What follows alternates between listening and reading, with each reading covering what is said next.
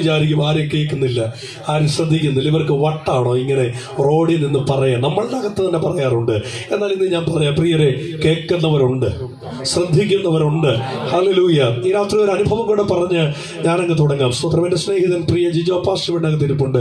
ഞങ്ങൾ ഒരുമിച്ച് കഴിഞ്ഞ ആഴ്ചയിൽ ഒരു പരസ്യയോഗം നടത്തി, അവസാനത്തെ മീറ്റിംഗിൽ, അവസാനത്തെ ജംഗ്ഷനിൽ എനിക്ക് ശബ്ദമില്ലാത്തത് കൊണ്ട് പ്രസംഗിക്കുന്നില്ല എന്നാണ് പറഞ്ഞു തുടങ്ങിയത്. പ്രസംഗിക്കുന്നില്ലെന്ന് പറഞ്ഞതാ, പക്ഷെ ഇവരുടെ നിർബന്ധം കൊണ്ട് ഞാൻ അവിടെ പ്രസംഗിച്ചു. വളരെ ശബ്ദമായി, വളരെ സൗമ്യമായി നിന്ന് കർത്താവിനെ പ്രസന്റ് ചെയ്യാൻ കർത്താവ് സഹായിച്ചു. ശബ്ദം ഒത്തിരി ഇല്ലാത്തത് കൊണ്ട് വളരെ സോഫ്റ്റ് ആയിട്ട്, ഇത്ര ശബ്ദമൊന്നും അന്ന് എടുത്തില്ല, സോഫ്റ്റ് ആയിട്ടാണ് പ്രസംഗിച്ചത്. അപ്പോൾ എനിക്ക് അതിന് തൊട്ട് മുമ്പുള്ള ഒരു ജംഗ്ഷനിൽ ഞങ്ങൾ ഒരുമിച്ച് സംസാരിച്ച് പറഞ്ഞു, ഇനി ഞാൻ പരസ്യയോഗത്തിന് പ്രസംഗിക്കുന്നില്ല, ഇനി പരസ്യയോഗത്തിനൊന്നും പ്രസംഗിക്കുന്നില്ല, കൺവെൻഷനും പ്രസംഗിക്കുന്നില്ല, സഭാ ശുശ്രൂഷയ്ക്ക് മാത്രം പ്രാധാന്യത കൊടുക്കാൻ പോവുകയാണെന്ന് ഞങ്ങളിങ്ങനെ 2-3 സഹോദരന്മാരുണ്ട്, ഞങ്ങൾ ഒരുമിച്ച് ഇങ്ങനെ പറഞ്ഞിട്ട് പോയതാ. കാരണം എന്റെ ശബ്ദം അടച്ചു പോകുന്നത് കൊണ്ട്, പെട്ടെന്ന് ശബ്ദം അടയ്ക്കുന്നത് കൊണ്ട് കർത്താവിന് എന്നെ ഉപയോഗിക്കണ്ട എന്നായിരിക്കും കർത്താവിന്റെ ആഗ്രഹം എന്ന് ഞങ്ങൾ തമ്മിൽ ഇങ്ങനെ ഒന്ന് സംസാരിച്ചു. പക്ഷെ വചനം ഇങ്ങനെ പറയുന്നു, യഹോവ ഭക്തന്മാർ തമ്മിൽ സംസാരിച്ചു, യഹോവ അത് ശ്രദ്ധ വെച്ച് കേട്ടു. സ്തോത്രം. ഈ രാത്രി പ്രിയരെ, നമ്മൾ പറയുന്നത് കേൾക്കുന്ന ഒരു ദൈവമുണ്ട്. അവന് കാതുണ്ട്, അവൻ കേൾക്കുന്ന ദൈവമാണ്. ഹല്ലേലൂയ. ഞങ്ങൾ അവിടെ പ്രസംഗിച്ച് തിരിച്ച് ഭവനത്തിലെത്തിയപ്പോൾ എനിക്കൊരു കോൾ വന്നു, ഒരു ഫോൺ കോൾ വന്നു. പാസ്റ്ററെ, അങ്ങേക്ക് സംസാരിക്കാൻ സമയമുണ്ടോ? ഞാൻ ഇഷ്ടം പോലെ എനിക്ക് സമയമുണ്ട്. ഞാൻ അങ്ങയുടെ പ്രഭാഷണം കാരാഴ്മ ചന്തയിൽ നിന്ന് കേട്ട വ്യക്തിയാണ്. നിങ്ങളുടെ കൂട്ടത്തിലുള്ള ഒരാളുടെ കയ്യിൽ നിന്നാണ് ഞാൻ നമ്പർ വാങ്ങിച്ചത്.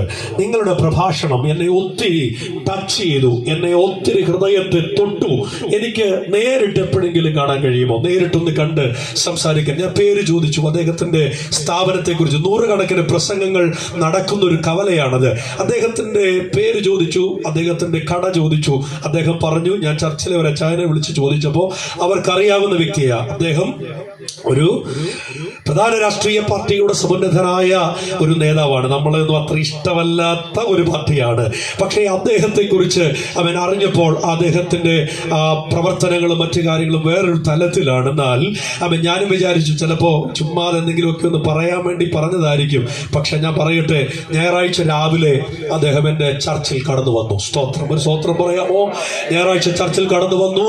ഞങ്ങൾ തമ്മിൽ ഒരു 10-20 മിനിറ്റോളം സംസാരിച്ചു, അദ്ദേഹത്തിന് വേണ്ടി പ്രാർത്ഥിച്ചു. വളരെ സന്തോഷത്തോടെ അദ്ദേഹം മടങ്ങി ഭവനത്തിലേക്ക് പോകാനിടയായി. ഇനിയും ഞാൻ വരാം പാസ്റ്ററെ, ഇനിയും ഞാൻ വരാം എന്ന് പറഞ്ഞിട്ടാണ് അദ്ദേഹം മടങ്ങിപ്പോയത്. ഇന്ന് രാത്രിയിൽ പ്രിയരെ, നമ്മളിത് ചുമ്മാതൊന്നും സമയം പോക്കാനോ കാശിന്റെ ഒത്തിരി കൊഴുപ്പ് കൊണ്ടോ അല്ലെങ്കിൽ ഇവാഞ്ചലിസം ബോർഡിൽ എന്തെങ്കിലും ഒരു പ്രവർത്തനം നടത്തണമെന്നുള്ള ഉദ്ദേശത്തോടെയോ ഒന്നുമല്ല